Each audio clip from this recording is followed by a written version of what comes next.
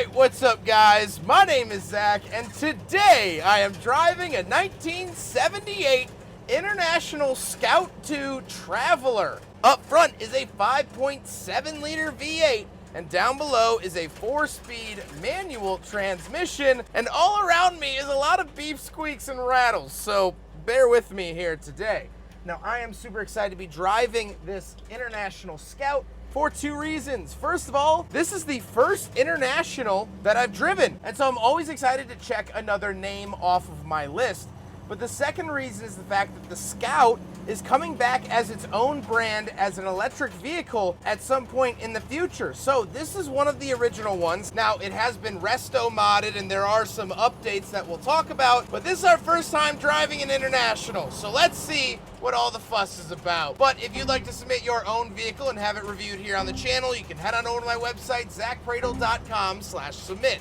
It's a quick and easy submission form. It takes under a minute to fill out, and I come out to you. And if you'd like to see all my videos weeks or sometimes months in advance, you can head on over to my Patreon for only $5 a month. The owner of this car belongs to E3 Storage in Atlanta, Georgia, a member-based DIY garage and storage facility. E3 members can work on their cars, use a lift, store their vehicle, or just hang out with other enthusiasts in a club atmosphere. E3 has locations all over the country, so please go check them out with the link in the description below. Let's get back to that 345 cubic inch V8 under the hood. That's what it was known as. This is actually the upgrade engine for the International Scout. You could also get a smaller displacement V8 as well as some inline sixes, but this was the big hoss, and this is what you want. This is actually original to this Scout. This is the proper engine, although some other things have been modified.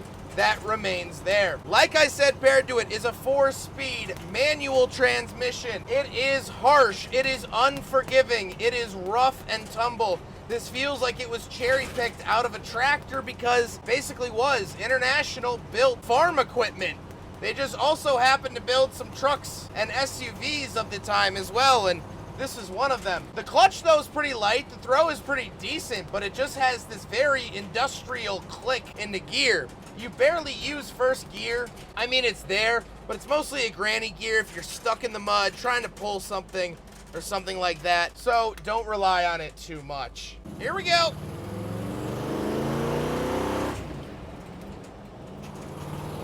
Everything shakes and rattles, and it really feels like I stole Grandpa's tractor off the farm. The suspension hasn't been touched, and it really should be. Last but not least, this is 4-wheel drive, and we'll talk about how to select that a little bit later on. How does it feel to drive? It's a covered wagon with a V8 stuck in it. I have to imagine this is a similar experience to traveling west on the Oregon Trail. It beats you up for sure. The ride is awful. The owner says he's done 90 on the highway in it. I think I'd rather eat a shoe than attempt that. But hey, it's pretty cool, I guess. With that stuff out of the way, let's talk about the interior. Well, in front of me, I have 5 gauges. Off to the left is my temperature and oil pressure. Then I have my alternator and fuel, and then I have my speedometer. The steering wheel has been swapped out for a Nardi unit, which I like, it's just not original. Down below to my left, I have my headlights and my windshield wipers. On the door, we have the crank for the window.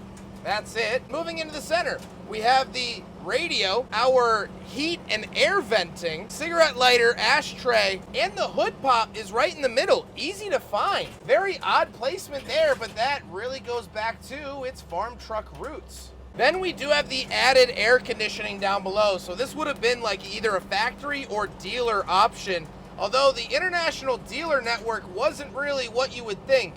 It was mostly like farming fleets. Then down on the floor, we do have our gear shifter off to the left, 4-speed with reverse all the way to the right and back. And then we have our 4-wheel drive for 4 low, 2 high, and 4 high. We also do have a center console. I don't know if this is factory or if this was added in the refurbishment, but we do have cup holders. We'll do a big ring and bottle test. It fails, and no one is surprised. Then we we get this giant metal center console. Now the seats have been refinished. They have a nicer modern leather, and I like that a lot. However, obviously not original, but they're comfortable, and I've been enjoying them even though the suspension is actively trying to kill me. However, speaking of seats, we do have back seats. So let's go do a backseat review. All right, so time to do the backseat review. One of my least favorite things in the world is getting into the back of a lifted coupe. And this is both of them. So here we go. Yeah, crawling over. Even the floor back here is just sheet metal. International, so, wow, this is really reclined. This is just sheet metal. Like, it's all so basic. There's no curvature on the inside. There's no, like, no, it's just, there you go.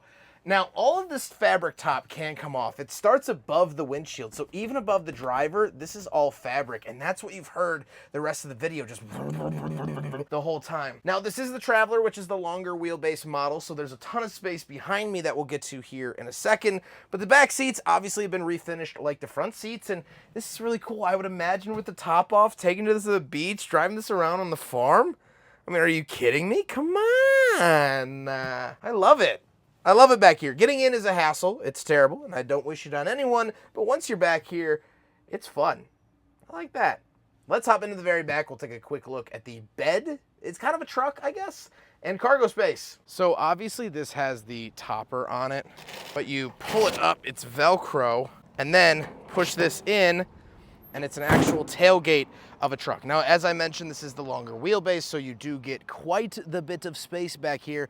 But again, nothing crazy, no cool tie downs, no interesting tech. This was a very straightforward truck, and so that is what you got. Even look at the tailgate. It's just flat tailgate, not even like a cup holder indent, which I like. I'm not complaining. I'm not saying, oh, it needs this or whatever. No, it's just, it's very interesting to see it just flat sheet metal.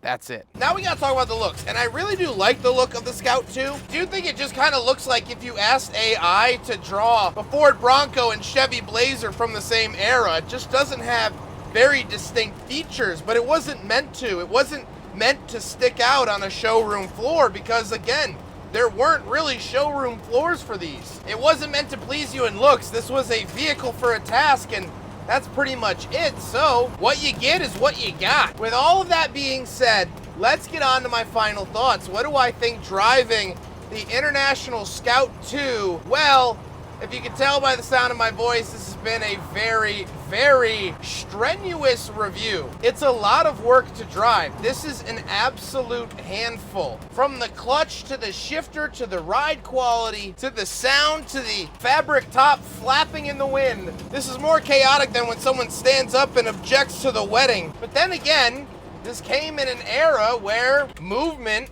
freedom of driving was a big deal.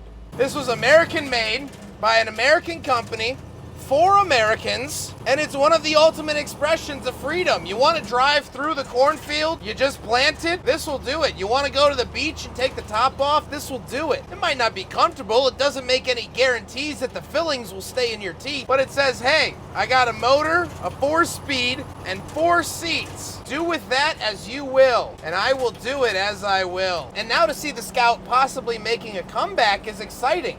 I hope that the new one embraces the feeling that this gives you. Maybe not the backaches, heartaches, and lightheadedness from the fuel, but the American spirit. I deserve this truck. I deserve every gear shift. I deserve the freedom that this truck SUV thing gives me. I worked for it. I put in my time and effort. I learned the clutch. I learned to not use first gear and to start it in second. I hope that warrior traveler spirit continues into the EV product. I hope that it maintains the joy that the International Scout 2 is able to give, because there is no reward sweeter than the one that you worked for. And gosh darn it, does this truck make you work. I like it. Feels like I stole Daddy's grain truck, and I ain't mad about that. Well, I hope you guys enjoyed the video. Huge thank you to Tunstall for letting me borrow his International Scout. Hold on.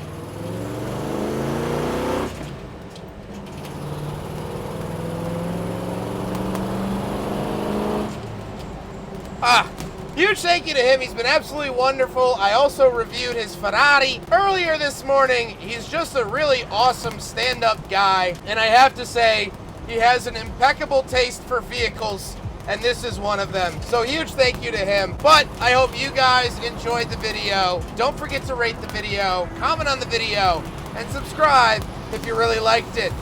Take care, guys.